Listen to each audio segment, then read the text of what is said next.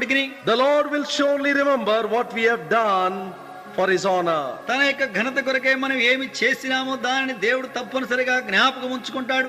In the year 1525, 1525వ సంవత్సరములో William Tyndale translated the New Testament into English. William Tyndale అనే భక్తుడు నూతన నిబంధన గ్రంథమును ఇంగ్లీషులోనికి అనువదించినాడు.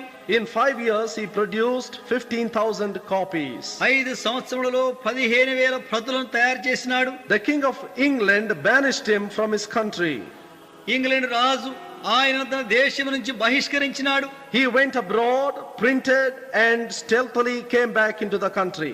మరి ఆయన వేరే దేశానికి వెళ్లి దాన్ని ముద్రించి రహస్యముగా ఈ దేశంలోనికి వచ్చినాడు. When he came inside, religious and political authorities caught him and burned him at the stake. ఆయన తిరిగి వచ్చినప్పుడు రాజకీయమైనటువంటి లోక సంబంధమైన వ్యక్తులు ఆయన పట్టుకొని కాల్చివేసినారు. His last words were, ఆయన చివరి మాటలు ఏమిటంటే, Lord, open the eyes of the King of England. దేవా ఇంగ్లాండ్ దేశపు రాజు యొక్క కనులు తెరువుము. In 1537, 1537వ సంవత్సరములో within 1 year, ఒక్క సంవత్సరములో the throne permitted the reading of the Bible by the public.